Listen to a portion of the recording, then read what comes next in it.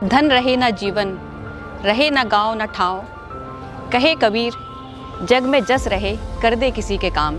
अर्थात परोपकार में ही जीवन है।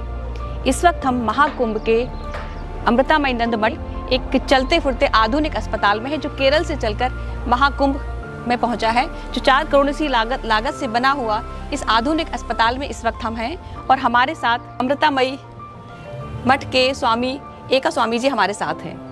स्वामी जी, स्वागत है आपका। नमस्कार। यहाँ महाकुंभ में आने का उद्देश्य क्या है? महाकुंभ तो संतों का सम्मेलन है जी। तो अम्मा खुद आ नहीं सकती, अम्मा ने अपने प्रतिनिधि समझकर हमें भेज दिया है ताकि यहाँ यात्रियों की सेवा हो सके। अम्मा का स्वास्थ्य और शिक्षा के क्षेत्र में बहुत कार्य है, उसी कार्य का एक अंश लेकर हम अम्मा का संदेश लेकर यहाँ पहुँचे। यहाँ किस तरह की सेवाएं आप लोगों को दे रहे हैं? यहाँ मेला में तो ठंडी की वजह से बहुत सारे लोग बीमार पड़ते हैं, उसके लिए वैद्य की सेवा, मेडिकल सेवा उनका उपलब्ध करा देते हैं। एक चलता फिरता देखिए एक आधुनिक अस्पताल यहाँ पर उपलब्ध है गरीबों की सेवाओं के लिए। अमृतामयी माँ के बारे में आपको बता दें तो उन्होंने पूरा जीवन दीन दुखियों के परोपकार के लिए समर्पित किया है। और देखिए साउथ से चलकर यहाँ इस महाकुंभ में भी गरीबों की सेवा के लिए 4 करोड़ की लागत से बना हुआ अस्पताल यहाँ गरीबों की सेवाओं के लिए उपलब्ध है। तो स्वामी जी, किस तरह की सेवाएं यहाँ पर आप लोग दे रहे हैं और क्या क्या यहाँ पर? यहाँ एक्सरे है, एक्सरे है, छोटा मोटा ऑपरेशन होता है। और ये वैन इसरो के सैटेलाइट के माध्यम से हमारे मेन सेंटर से, मेन हॉस्पिटल से जुड़ी है। वहाँ से तज्ञ स्पेशलिस्ट डॉक्टर्स यहाँ जांच कर सकते हैं। अच्छा। पूरे एक्सपर्ट यहाँ उपलब्ध नहीं है, लेकिन फरीदाबाद में कोचिंग जो उपलब्ध है वहाँ की सेवा यहाँ उपलब्ध कराई जाती है। यहाँ अभी कितने मरीजों का इलाज आप लोगों ने किया है यहाँ पर? अभी इसका कुछ मरीज यहाँ पर आते हैं? यहाँ आते हैं, डॉक्टर रेफर करते हैं वहाँ से, तो यहाँ आ जाते हैं, एक्सरे कराते हैं, रिपोर्ट दिखाई चले जाते हैं।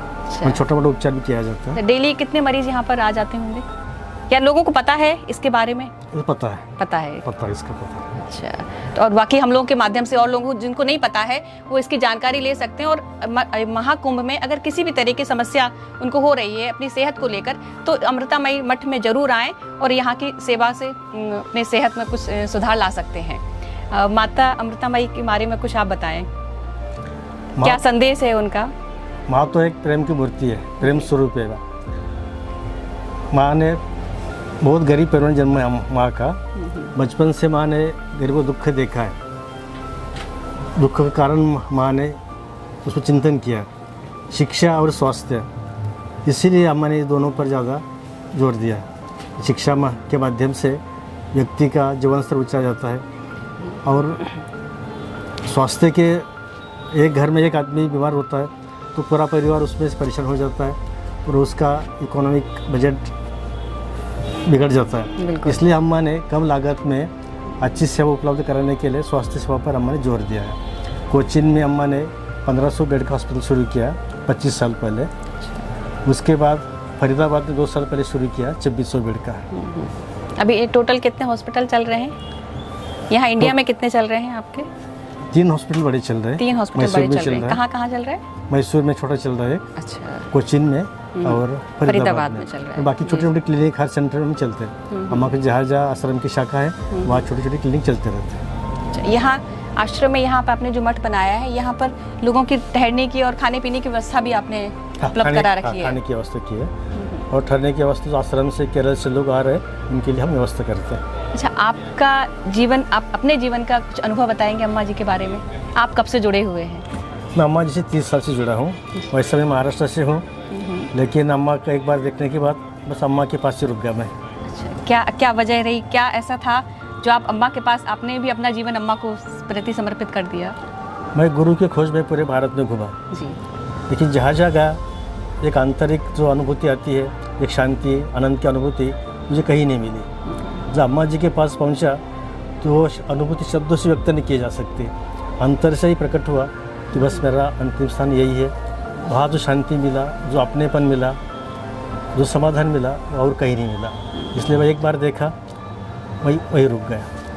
तो माता जी ऐसी है कि हर एक व्यक्ति को अपने बच्चे समझकर वो गले लगाकर मिलती है, कि माँ की ममता का हम प्रत्यक्ष अनुभव कर सकते हैं। इसीलिए माँ का स्पर्श से, माँ की ममता वात्सल्य से हर कोई अम्मा से कनेक्ट हो जाता है। और भारत में नहीं, देश विदेश से लोग अम्मा से इसी प्रकार कनेक्ट हो जाते हैं। अम्मा तो खाली अपनी मातृभाषा बोलती है, जी। लेकिन माँ के जो भाव से, प्रेम से लोग जुड़ जाते हैं माँ से। बिल्कुल। और कुछ क्या संदेश है पूरे देश में या वहाँ कुंभ में जो लोग आ रहे हैं, अम्मा की तरफ से आप क्या कहना चाहेंगे? अम्मा का क्या संदेश है? माँ का संदेश है, प्रेम से देखो, प्रेम से बोलो, प्रेम से हंसो, प्रेम से आप पूरी दुनिया जीत सकते हैं। ये अम्मा का उदाहरण है। अम्मा खाली 4वीं कक्षा तक पढ़ी है, अपनी मातृभाषा से बोलती है। एक गरीब परिवार जन्मी अम्मा खाली प्रेम के जोर से पूरा दुनिया में विश्ववंदनीय बन चुकी है। तो अम्मा का जीवन यही सबसे बड़ा संदेश है। अम्मा ने जिस तरह प्रेम से पूरा दुनिया जीती है, उसी प्रकार हम भी जीत सकते हैं। अम्मा का ये संदेश है, प्रेम से पूरी दुनिया को हम जीत सकते हैं। वो प्रेम लुटा रही हैं, लोगों को प्रेम दे रही हैं और प्रेम से ही लोगों को जोड़ रही हैं। जन्म के समय कुछ ऐसे परिवार में उन्होंने जन्म लिया, लेकिन जन्म के समय बच्चे जब बताते हैं कि रोते हुए पैदा होते हैं, लेकिन अम्मा एक ऐसी थी जो एक हंसता हुआ बच्चा, जिसने मुस्कुराहट थी चेहरे पे। अम्मा से जन्म सिद्ध है जी। जन्म से ही अपने अम्मा को अपने स्वरूप का ज्ञान था। बिल्कुल। लेकिन अम्मा ने बाह्य तो प्रकट नहीं किया, चमत्कार के भी दिखाए नहीं इस प्रकार के। अम्मा ने खुद साधना करके खुद के अंदर का ईश्वर प्रकट हाथ में लीला करके दिखाया अम्मा ने, ताकि अम्मा चमत्कार को ज़्यादा जोर नहीं देती। अपने खुद से पुरुषार्थ से आप खुद को व्यक्त कर सकते, खुद का आत्मविकास कर सकते। ये अम्मा का संदेश है। अम्मा से लोग कैसे जुड़ते हैं? ये एक जुड़ने का जो भाव आता है वो। अम्मा तो एक प्रेम की मूर्ति है जी। हर कोई अम्मा गले ला के मिलती है।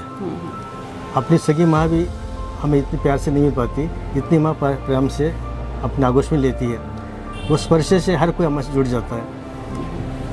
तो पशु पक्षी भी अम्मा से इतने जुड़ जाते हैं, एक बार अम्मा स्पर्श पाते वो भी जुड़ जाते हैं। अमृतानंदमयी माँ जो प्रेम से किसी को अछूता नहीं रखती हैं, वो प्रेम से उनमें इतनी ममता भरी हुई है कि जो भी उनके संपर्क में आता है, जो भी उनका स्पर्श ग्रहण करता है, वो उनकी ममता का कायल हो जाता है।